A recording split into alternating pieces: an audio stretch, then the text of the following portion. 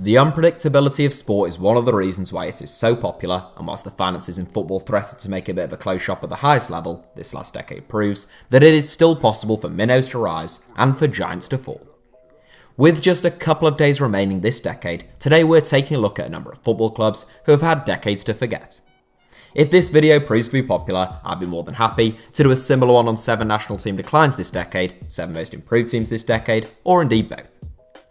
Here are 7 football teams who have suffered the steepest declines this decade. Kaiserslautern. Starting out in Germany, there are a number of German clubs who have fallen from grace since 2010. Hamburg began the decade by finishing 7th in the Bundesliga and reaching the semi-finals of the Europa League, yet they end it, having lost their record as the only mainstay in the Bundesliga, having been relegated in 2018 and are yet to bounce back. Similarly, Hannover 96 finished 4th in the Bundesliga in 2010-11 and 7th the following season, yet they will end the decade in the bottom half of the second tier, having suffered a second relegation in just 4 seasons in 2019. Those two both made my shortlist, but the German club that has fallen the furthest since 2010 is FC Kaiserslautern. The 4-time title winners finished 7th in the Bundesliga in the 2010-11 season, as well as reaching the quarter-final of the DFB Pokal. Bizarrely, they followed that up by getting relegated from the Bundesliga, and they haven't been back since. To make matters worse, following 6 seasons in the 2 Bundesliga, Kaiserslautern were relegated again down into the 3rd tier in 2018. It's an enormous fall from grace for a club with a ground that can hold just shy of 50,000 people, and Kaiserslautern could only manage a 9th place finish in the 3 League last season, and they are 9th once again at the midway point this season. Sunderland. Not too dissimilar to Kaiserslautern, Sunderland are another historically big club with an enormous stadium who began the decade in the top flight but will end it in the 3rd. Other English clubs who could have featured include the likes of Arsenal, who have gone from stalwarts of the top 4 to a bottom half team at the time of recording, Stoke City, who spent the majority of this decade as a very solid Premier League team but are now in real danger of dropping down into League One, Blackpool, who were in the Premier League in 2010-11 but are now 10th in League One, Portsmouth, who were FA Cup finalists and a Premier League side at the start of the decade, but are now also a mid-table side in League One, and of course Bury, and their sad demise earlier this year. Those are 5 honourable mentions from England, but Sunderland are the first of 3 English clubs to make the 7 itself. A mammoth football club who have won as many top-flight league titles as Manchester City and Chelsea, Sunderland began the decade as a comfortable Premier League side. They recorded their highest league finish in a decade in 2010-11, finishing in 10th place under Steve Bruce in the Premier League. From 2012-13 onwards though, it was just a matter of survival for the Black Cats. They staged numerous great escapes, seemingly orchestrated by a new saviour every season, until the task became too great in 2016-17. Sunderland were relegated in last place in the Premier League, but a much deeper rot had set in. The following season, they finished last once again, this time dropping into the 3rd tier for the first time since the 1980s. The Black Cats are now looking to rebuild, but following a playoff final defeat last season, they're struggling in League One this season, currently in 15th place. Manchester United. Staying in England, Manchester United may not have dropped down 2 divisions like Sunderland, but relative to their standing at the start of the decade, their decline has arguably been even more severe. At the start of this decade, Manchester United were titans of the English, European and World Games. Sir Alex Ferguson made the club the dominant force within the English game during the Premier League era, and they reached the Champions League final in 2009 and 2011, denied only by an awe-inspiring Barcelona side. Sir Alex Ferguson retired in 2013, having just won his 13th Premier League title, and Manchester United hadn't finished outside of the top 2 since 2005, and they hadn't finished outside of the top 3 since 1991. In the 6 seasons since 2013, United have only finished in the top 3 once, and even then they were a million miles away from the title winners Manchester City. The likes of David Moyes, Louis van Gaal and Jose Mourinho have all tried to make Manchester United great again, with varying degrees of success. Former United goal-getter Ole Gunnar Solskjaer is now the man at the helm, and his team are in 7th place right now, having finished 6th last season. You couldn't really find a better indication of how far Manchester United have fallen than the fact that they are currently 7th in the league, below Sheffield United, and that doesn't seem that extraordinary. AC Cesena. Italian football clubs tend to be more volatile than most, and Inter Milan were only spared from featuring this 7 due to the fact they're now challenging for the Serie A title under Antonio Conte.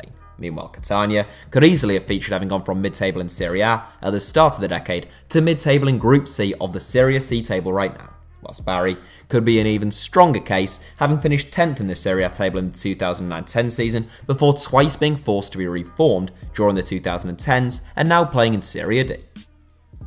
Whilst the aforementioned trio just missed out, AC Cesena aren't so fortunate. Founded in 1940, Cesena finished 15th in the Serie A table in the 2010-11 season. They were relegated the following season, but despite already being a club in crisis, they won promotion back into Serie A in the 2013-14 campaign. They were unsurprisingly relegated in 2015, and although they finished 6th in Serie B in 2016, the club was in big trouble. In 2017-18, despite finishing mid-table in Serie B, the club declared bankruptcy and eventually folded.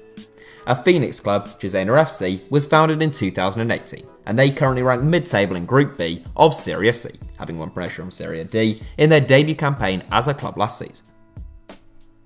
AC Milan.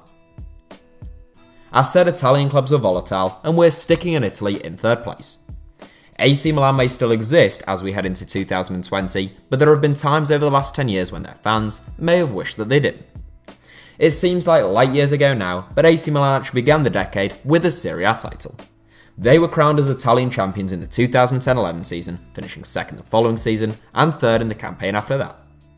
The Rossoneri still had a star-studded squad at the start of the decade, boasting the likes of Robinho, Clarence Seedorf, Andrea Pirlo, Thiago Silva, Alessandro Nesta, Gennaro Gattuso, and Zlatan Ibrahimovic. Many were soon to depart, and an era of underachievement was to come. In the 2013-14 season, AC Milan dropped to an 8th place finish, their worst league performance since 1998, and the following year, they fell even further down to 10th. We're now closing in on a decade of AC Milan decline, with the club having failed to finish in the top 4 since 2013. Following a very slow rise up to 5th last season, any good work looks to have been undone at the midway point this season, with the club languishing in 11th place and recently having suffered their worst defeat in 21 years in a 5-0 loss to Atalanta. AC Milan are a fallen giant, and right now, they're far closer to dropping into Serie B than they are to competing with Juventus or their crosstown rivals Inter Milan for a Serie A title. Bolton Wanderers. Bolton Wanderers is a club that has spent much of its existence in the top flight, and they were a really decent Premier League outfit for most of the time between 2001 and 2012. Particularly under Sam Allardyce, Bolton attracted some brilliant players like Yuri Djurkaev, Nicolas Anelka, and JJ Okocha to the English game, and what was then known as the Reebok Arena was a really tough place to go. Allardyce departed in 2007, but Bolton was still pretty much a mid-table Premier League side at the start of this decade. That came to an end in the 2011-12 season as Owen Coyle's Trotters were narrowly relegated in 18th place.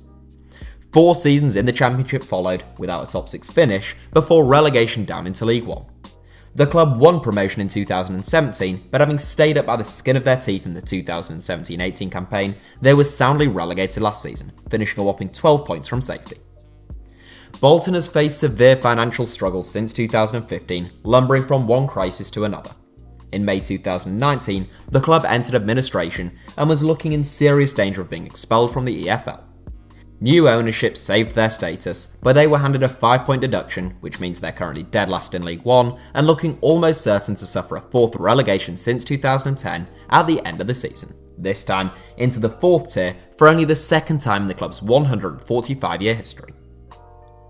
FC Dnipro. A number of clubs have not just declined but actually ceased to exist this decade, but none bigger than FC Dnipro. Dnipro finished in the top 4 of the Ukrainian Premier League every season from 2009-10 to 2015-16, with a change in format for the 2016-17 campaign due to the military conflicts in Ukraine coinciding with their demise.